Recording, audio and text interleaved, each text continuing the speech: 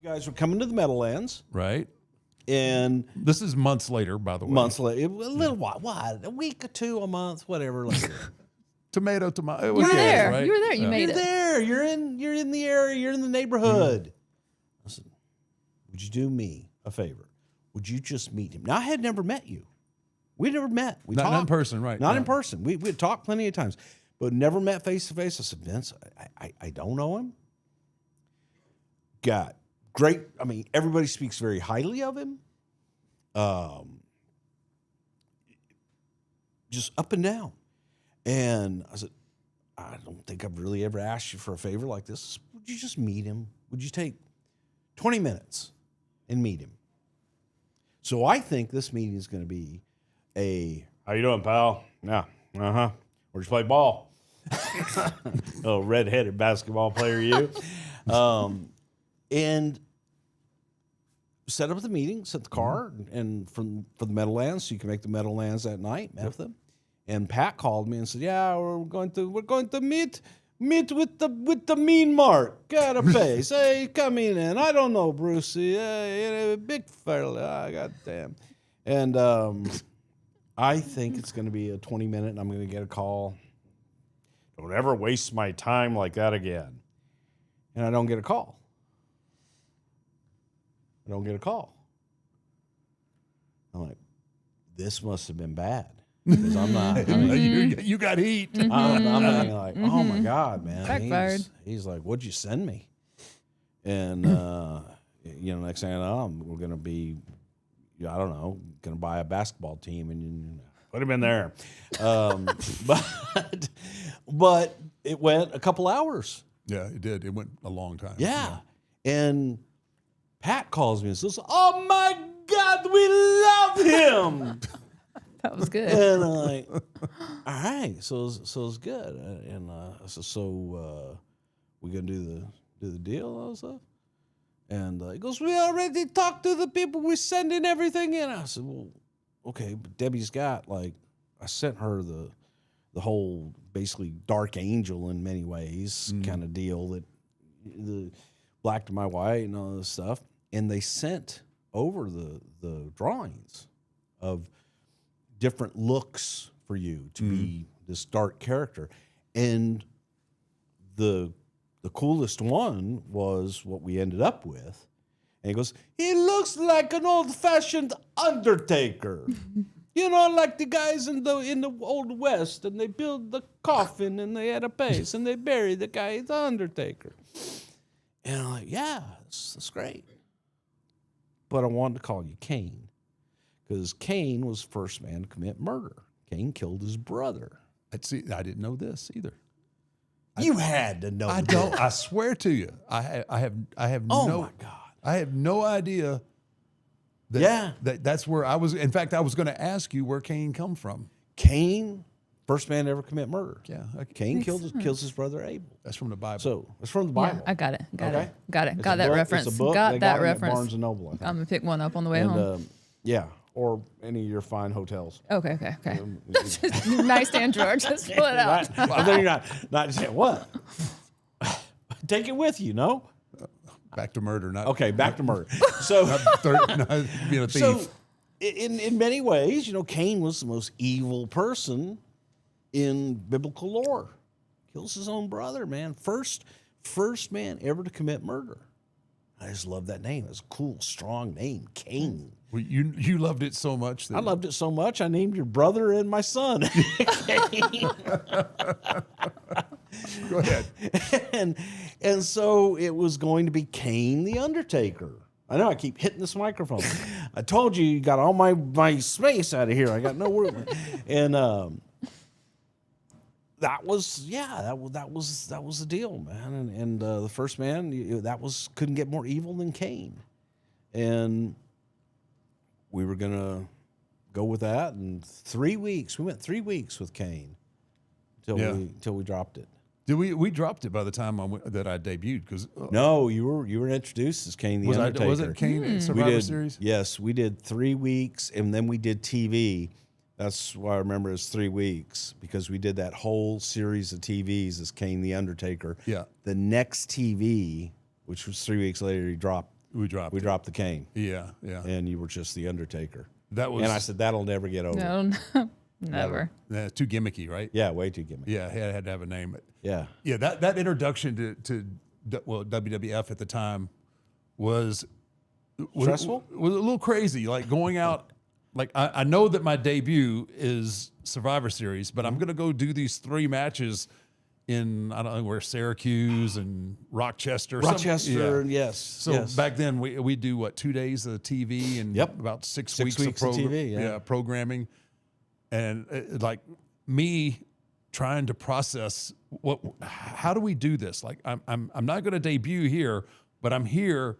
Right. You know, back then we could get away with it. Obviously, Sure. you couldn't get away with that now. Like, and then people, when I got to Survivor, it was like, I'm just like, oh man, these people are, they're going to be smart to all this by now.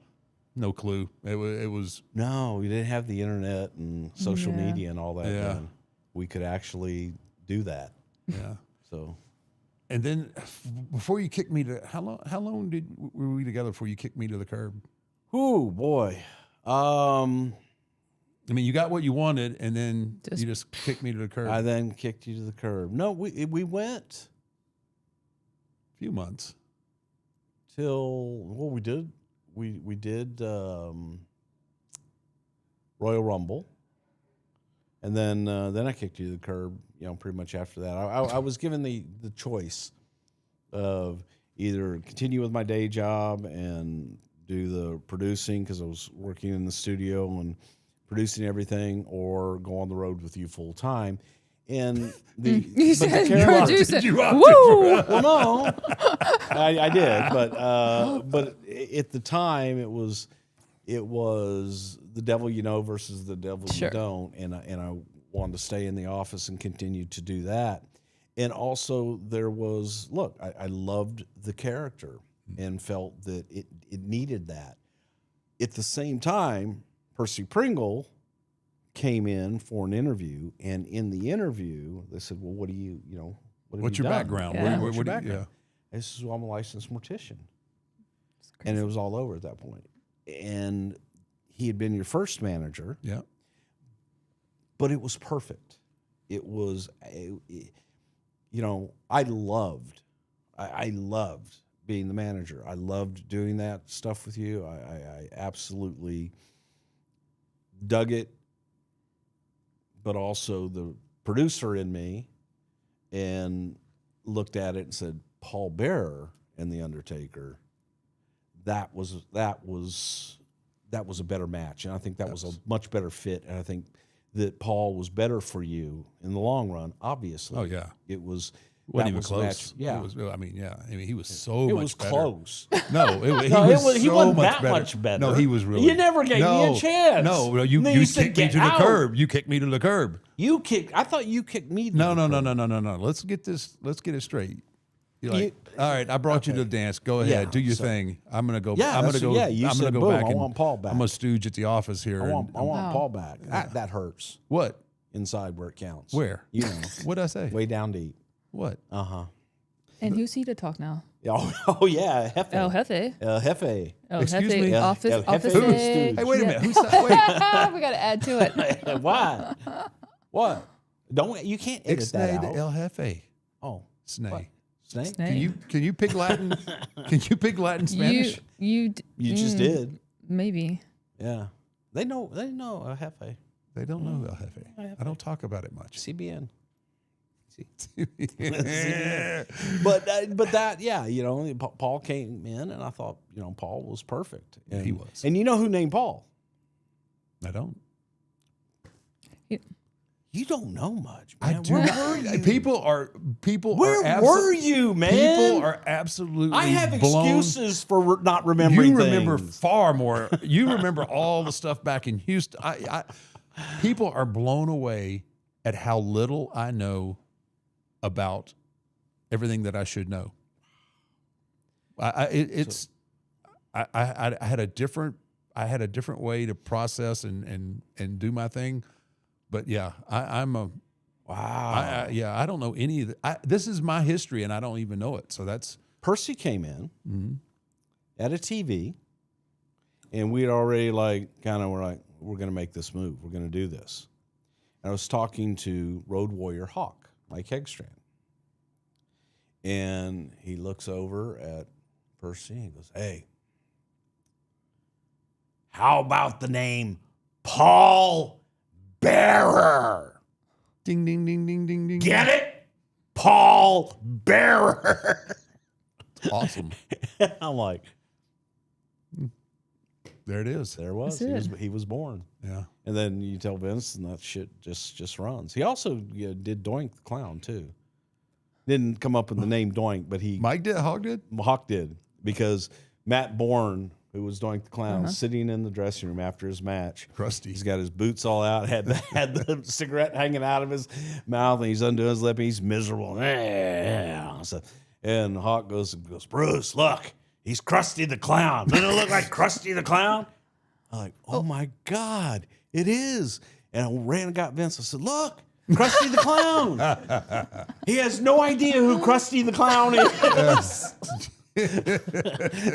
But shaking his head like he does. Yeah, but God, you're right, Krusty the Clown. Yeah. Hey, Bruce. And Who's Krusty? the hell's a Krusty the Clown? And then Doink was born. But yeah, Mike Hegstrand, both of those. Yeah, Paul Bearer and Doink. Man. You could have been Doink the Undertaker. I was just glad I wasn't Eggman. Eggman. You Doink. could have been. I could have been. That's what I was worried And about. what's your name? Gobbledygooker.